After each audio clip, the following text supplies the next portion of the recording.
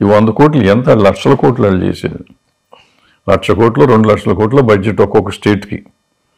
2,00,000 కోట్లు ఈ 100 కోట్ల గురించి కాన్సన్ట్రేట్ చేసి టైం వేస్ట్ చేస్తారు ఎవరన్నా? ఎవరు చేయరు. అంటే ఇప్పుడు పెట్టిన కేసులు కూడా అలాగే చూస్తున్నారు కదా. అంటే మన దృష్టి అట్లా ఉంటుంది. మనకు వాళ్ళకేముంటుంది? ఇప్పుడు నేను ఉన్నానండి, నేను చాలా గొప్పవాడిని నేను అనుకుంటున్నాను, నా మీద మీరు పగబట్టారని నేను అనుకుంటున్నాను. నేను అనుకుంటే దానికి నేను బడ్జెట్ కానీ మీరు కాదుగా. మీకేముంది, చట్టం తన పని తను చేసుకుపోతుంది, ఏం జరగాలో జరుగుతుంది అంటున్నారు మీరు. దాన్ని మీరు తప్పంటే నేను ఎట్లా అంటాను, పగబట్టారంటే నేను ఎట్లా కుదురుతుంది? కుదరదు. తమ్మారెడ్డి భరద్వాజ్ గారు లాంటి ఆలోచన మిగతా వాళ్ళు ఎందుకు చేయటం లేదు? ఇండస్ట్రీలో పెద్దలు అనుకుంటారు చాలా మంది కూడా, చట్టం తన పని తాను చేసుకుపోతుంది అనేది ఎందుకు చెప్పలేకపోతున్నారు సార్? ఎందుకు చెప్పలేకపోతుంది? నిన్న ఇప్పుడు పొద్దున చూశాను నేను ఆ లిస్టులో, నేను ఎవరో అడిగారు 11వ నెంబర్ కదా ఎందుకు వస్తుంది అని. 10 మంది థియేటర్ ఓనర్స్, ఫస్ట్ 10 మెంబర్స్. అవును, అంటే ఒకటే పార్ట్. అంటే అక్యూజ్ నెంబర్ 1 అవుతారు, వీళ్ళు అక్యూజ్ నెంబర్ 2 అవుతాడు ఈయన లెక్క ప్రకారం. ఎందుకంటే వాళ్ళంతా కలిపి ఒక పార్టీ, ఒక పార్ట్నర్సే, అందరూ 10 మంది పార్ట్నర్సే కాబట్టి ఒక పార్టీ. నెంబర్ 2 ఈయన అవుతాడు. సో నెంబర్ 2 కింద వచ్చినట్టు లెక్క వేసుకోవాలి. ఓకే, A2 కింద వచ్చినట్టే అంతే. నెంబర్ 2 ఏ లెవెల్ కింద నెంబర్గా వస్తే 11 అయ్యారు 10 మంది పార్ట్నర్లు కాబట్టి. సో ఇట్లా సింపుల్గా మనం ఆలోచిస్తే ఉంటుంది. ఏముంటుంది, ఆ కేసు వెళ్తారు వస్తారు, అది బెయిల్ వస్తుంది, మామూలు 2 రోజులు ఉండాల్సి వస్తే ఉండాల్సి రావచ్చు. సో ఇవన్నీ మనం తీసుకునే విధానాన్ని బట్టి ఉంటాయి, సింపుల్గా తీసుకోవాల్సిందే. ఎందుకు కాంప్లికేట్ అయింది సార్? ఎందుకంటే అసెంబ్లీలో సైతం చర్చ జరిగింది, మళ్ళీ అల్లు అర్జున్ దాన్ని ఏదైనా కానీ మా అసెంబ్లీలో చర్చించాల్సినంత విషయం కూడా కాదు ఇది. చర్చించాల్సి వచ్చింది, ఎందుకు వచ్చిందో తెలియదు. వచ్చినాక సీఎం గారు అంత తీవ్రంగా స్పందించాల్సిన అవసరం లేదు, క్యాజువల్గా చెప్పవచ్చు, లేదు జరిగింది, దాని చట్టం దాని పని చేసుకుపోతుందని ఆయన వదిలేయచ్చు. బట్ ఆయన గెలికారు, ఎవరో గెలికారు.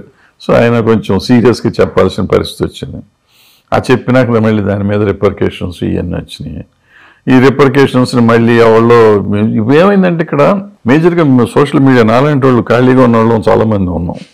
చాలా ఛానల్స్ పెట్టేసుకున్నాం. పెట్టేసుకుని మన నోటికి వచ్చింది మనం మాట్లాడుతూ ఉంటాం.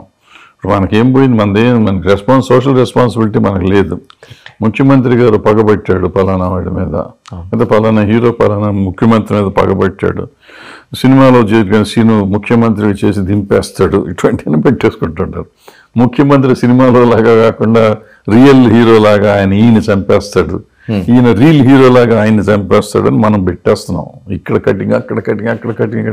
సినిమాలో కొట్టినట్టు ఏడా కొడతా అంటే ఇటు వీళ్ళకి కడుపు మండుతుంది, అటు వాళ్ళకి కడుపు మండుతుంది. వీళ్ళు చేయిస్తున్నారు. యాక్చువల్గా వాళ్ళ ఎవరికి మనకు సంబంధం లేదు. మన యూట్యూబ్ ఛానల్స్ ఉన్న వాళ్ళు ఎవరికి ఇటు ముఖ్యమంత్రి గారితో కానీ అటు అల్లు అర్జున్ గారితో కానీ సంబంధం ఉన్న వాళ్ళు ఎవరు లేరు. నాకు తెలిసి మాట్లాడిన వాళ్ళు కూడా ఉండకపోవచ్చు మెజారిటీ. కానీ అన్ని ఛానల్లోకి వెళ్ళో లేకపోతే వాళ్ళ ఛానల్లోనో కూర్చుని ఏం జరిగిందని మీ పోటీ అడిగితే చక్కగా నేనే చూసినట్టు మాట్లాడుతుంటా.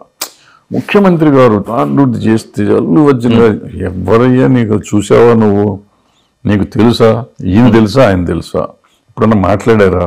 ఏముండదు, క్రిస్టల్ క్లియర్గా జరిగింది చెప్పేసి వీళ్ళు చూసినట్టు చెప్తూ ఉంటారు. సో దాంతో ఏమవుతుంది, ఎవళ్ళకాళ్ళు అంటే ఛానల్స్ కూడా ఏ పార్టీకి ఆ పార్టీ లాగా ఉంటాయి కదా. సో వాళ్ళు లేనిపోని అన్నీ పెరిగిపోతున్నాయి. మనం సాధ్యమైనంత వరకు ఛానల్గా ఉన్న మనకి సోషల్ రెస్పాన్సిబిలిటీ ఏంటంటే ఏ సమస్య వచ్చినా పరిష్కరిస్తానికో లేకపోతే దాన్ని సమస్య తగ్గిస్తానికి ట్రై చేయాలి, అగ్నిలో ఆజ్యం పోస్తానికి ట్రై చేయకూడదు. బట్ అన్ఫార్చునేట్గా ఇది జరగట్లేదు. సార్, మీ ఫాదర్ తమ్మారెడ్డి గారి దగ్గర నుంచి ఇలాంటి వివాదాలు రావటం, పరిష్కరించుకోవడం, దాసనారాయణ గారు తర్వాత మీరు కూడా ఆ పాత్రలో చాలా వరకు మీరు చేసి ఉన్నాయి. ఇప్పుడంటే మీరు మామూలుగా పరిమితమయ్యారు, కానీ ఒకప్పుడు ఇవన్నీ చూసిన వాళ్ళే. ఎందుకు సార్ సినిమా ఇండస్ట్రీ ఎంత కేవలం కొన్ని ఘటనలో మాత్రమే స్పందిస్తుంది, మిగతా సమస్యల్లో పరిష్కరించలేకపోతుంది? సినిమా పెద్దలకు ఇప్పుడు అనుకుంటున్న వాళ్ళు వీళ్ళు పరిష్కారం చేయకపోవడం అనేది ఏం లేదు, ప్రతిదానికి పరిష్కారం ఉంటుంది. ఇప్పుడు కొంతమంది దీనికి వచ్చారు దానికి ఎందుకు రాలేదు అంటారు. మాకు సంబంధించిన వరకే మేము వస్తాం. ఇప్పుడు ప్రతిదానికి మనం స్పందించాల్సిన అవసరం లేదు. సినిమా ఇండస్ట్రీలో ఉన్న వాళ్ళ కోసం మనం స్పందిస్తాం. పక్కన వాళ్ళ కోసం ఎందుకు స్పందించలేదు, అప్పుడు ఎందుకు స్పందించలేదు, ఇప్పుడు ఎందుకు స్పందించలేదు చాలామంది అడుగుతూ ఉంటారు. ఎప్పుడు అవసరమైతే అప్పుడు స్పందిస్తారు. నాకు మీ పరిచయం అండి, మీకు ఏదైనా జరిగితే నేను గబుక్కుని స్పందిస్తాను. అదే అతను నాకు పరిచయం లేదు, అతనికి ఏదో జరిగింది అయ్యో అయ్యిందో అనుకుంటాను తప్ప నేను వెంటనే స్పందించను. మీరు వచ్చి ఏమయ్యా అప్పుడు నువ్వు కెమెరాకి వచ్చాడు కదా నువ్వు ఎందుకు రాలేదంటే నేనేం చెప్తాను, అతను ఎవరో కూడా నాకు గుర్తు తెలియదు కదా. కెమెరామెన్ నాతో పనిచేశాడు, మీరు వచ్చి మీతో పాటు వచ్చాడని తెలుసు తప్ప నాకు ఎవరో తెలీదు. నేను ఎందుకు రాలేదంటే నేనేం చెప్తాను దానికి. సో ఇవన్నీ అనవసరం. ఇప్పుడు ఇదేమైంది సడన్గా ముఖ్యమంత్రి గారు అన్నారు గబగబా అందరం బయలుదేరుతాం, ఇది ఒక ఏలవెర్రి. ఇవన్నీ విచిత్రంగా ఉన్నాయి చూస్తా అంటే కొంచెం తమాషా. నిన్న జరిగిన మీటింగ్ ని మీరు చూశారు,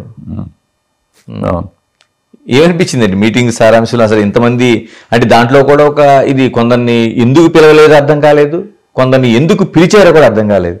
పిలవటం ఉందండి. ఇప్పుడు ఆయన ముఖ్యమంత్రి గారిని కలుస్తానికి చైర్మన్ గారు అడిగారు, టైం అడిగారు, ఆయన ఇచ్చారు. చైర్మన్ గారికి ఇష్టమైన వాళ్ళందరినీ పిలుచుకున్నారు, తెలిసిన వాళ్ళను ఇష్టమైన వాళ్ళను వాటెవర్. ఆయన సినిమా ఇండస్ట్రీ అనుకున్న వాళ్ళందరినీ పిలిచాడు ఆయన.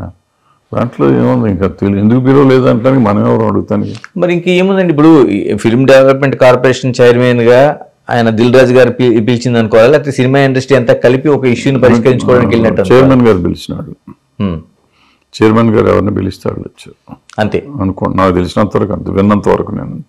మరి సినిమా ఇండస్ట్రీ అంతా ఒక రిప్రజెంటేషన్ లాగా దానికి